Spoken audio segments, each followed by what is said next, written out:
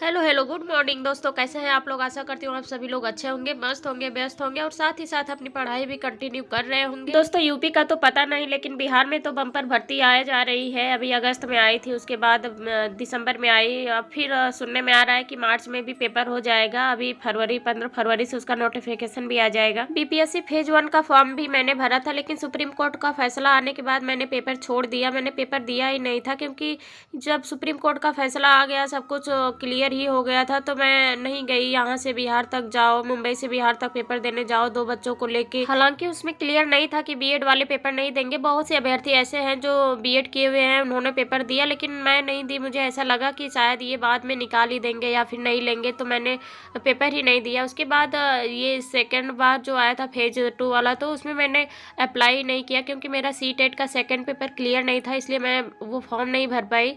तो बहुत से लोग रिजल्ट आने के बाद बार बार फ़ोन करके ये पूछ रहे थे। उनको यकीन ही नहीं हो रहा था कि मैंने फॉर्म नहीं भरा होगा या फिर मैंने पेपर छोड़ दिया होगा। लेकिन रियलिटी यही है कि मैं जो बता रही हूँ, मैंने पहला पेपर तो छोड़ ही दिया था, लेकिन सेकंड पेपर में मैं एलिजिबल नहीं थी। अब मैंने सीटेट का पेपर दिया है जो 21 जनवरी वाला। अगर ये मेरा पॉजिटिव आता है तो मैं थर्ड फेज में ज़रूर फॉर्म अप्लाई करूँगी। वैसे घर वाले तो नहीं मान रहे हैं, क्योंकि बिहार हमारे यहाँ से बहुत दूर हो जाता है। तो अभी मैं कोशिश कर रही हूँ मनाने के लिए, क्योंकि पढ़ाई भी मेरी कंटिन्यू चली रही है, तो इसलिए देखती हूँ अगर मान जाते हैं लोग तो मैं थर्ड फेज में ज़रूर अप्लाई करूँगी। इससे पहले मैं रेलवे की तैयारी कर रही थी, रेलवे लोको पायलट का, तो उसमें मेरा प्री में हो गया था, लेकिन मेंस में किसी वजह से नहीं दे पाई थी। उस टाइम मैंने बहुत सारे नोट्स ऐसे बना रखे थे जो हर एग्जाम में आते ही आते हैं। जैसे मैथ का हो गया, मैथ में मैंने कुछ चैप्टर ऐसे हैं जो शॉर्ट नोट्स बनाए हैं, जो कि ट्रिक से होते हैं। ट्रिक से करने का मतलब ये होता है कि टाइम भी कम लगता है, और अगर आपको उसका फॉर्मूला भी नहीं याद आता है तो भी आप कर ले जाते हैं। मैथ के 4-5 चैप्टर तो ऐसे हैं जो कि आते ही आते हैं, जैसे आयु संबंधी हो गया, परसेंटेज हो गया, फिर अनुपात या समानुपात हो गया जिसे रेशियो बोलते हैं, और मिश्रण।